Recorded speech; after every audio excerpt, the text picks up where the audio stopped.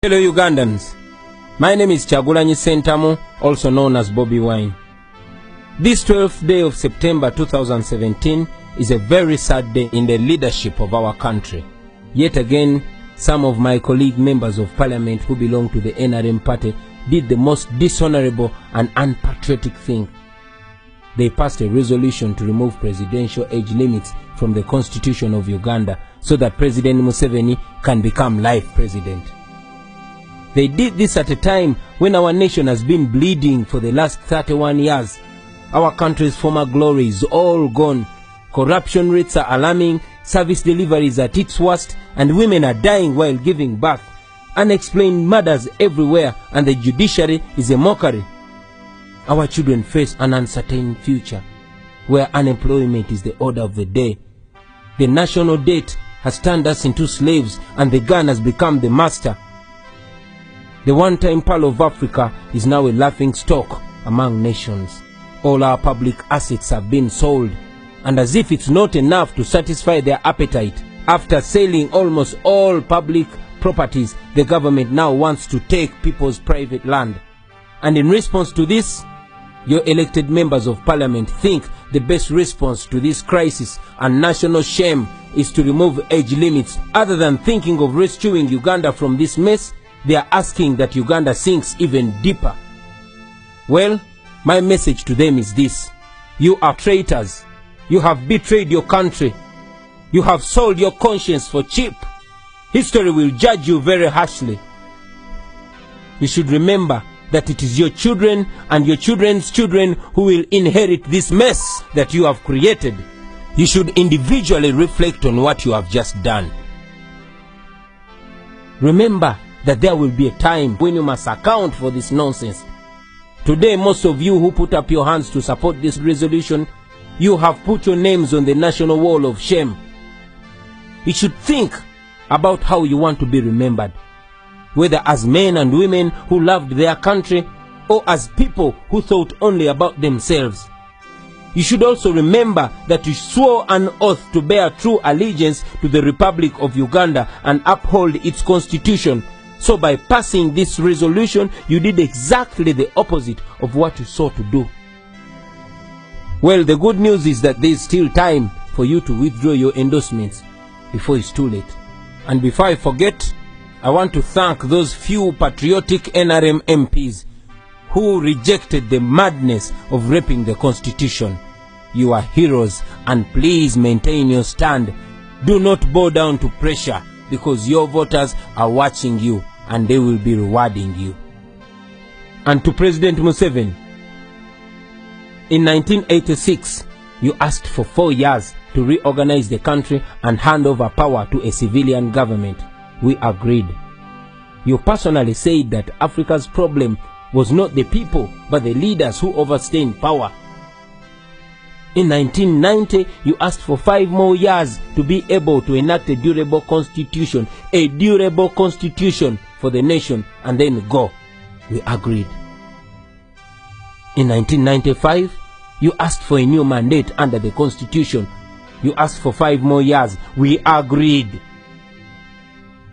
In 2001, you requested the nation to renew your mandate for the last constitutional term. We agreed. In 2005, you moved to remove presidential term limits. You told us that you wanted only 5 years to be able to consolidate your achievements. We agreed. And then in 2011, you came back. You campaigned under the Prosperity for All slogan. You promised that poverty would be history in Uganda after that term, and that you would return to Rwachitula and look after your cows. These were your words. 2016 came, and again you came back, asking for the very, very last term. Yes, in a televised address, you told the nation and you swore that you would certainly not lead beyond 75 years of age. You told us that after 75, a leader would no longer have the vigor required to run a country. You promised that your last term would be a term pledging to fight and end corruption. Well, Mr. President, you have failed us on all these promises, and our hope was that you would end your term in 2021 and give way for the nation to begin a new chapter. And if you do that, the nation will be grateful for your contribution. Mr. President, Bob Marley said, you can fool some people sometimes, but you can't fool all the people all the time.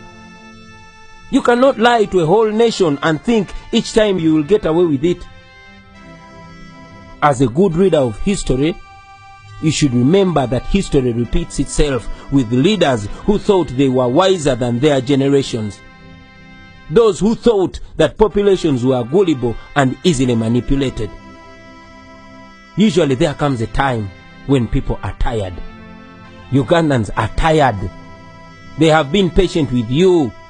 They have been respectful and generous with you, knowing that in 2021 a new dispensation will come. Please do not abuse our trust and patience. Come out and clearly disassociate yourself with this madness. Our children want to emulate a leader who does not lie to the country on national TV. Come out and repeat what you said on NTV's Patrick Kamara program when he asked you if you would go beyond 75 years. Not at all. Certainly not. That's what you said, Mr. President. And as the first citizen of Uganda, you should come out and inspire the nation to always be truthful to their word. Because as they say, a man is as good as his word. We cannot continue to have a president whose word we can no longer trust. Enough is enough. Now to you, my fellow Ugandans, especially the younger generation. Here in Uganda, we actually one time laughed at Zimbabwe. We laughed when Mugabe promised to roll them until God calls him. We thought it was a joke. But now, we share his sleeping and falling pictures on social media, and he and his whole country has become a laughing stock. I know you know the things I'm talking about, because most of the problems I have mentioned affect you every day. Poverty, unemployment, uncertainty, exclusion, violence at the hands of the state, and many others. We only have this one chance. No matter your tribe, no matter your religion, no matter your political affiliation or creed, poverty and these terrible conditions in our country do not discriminate.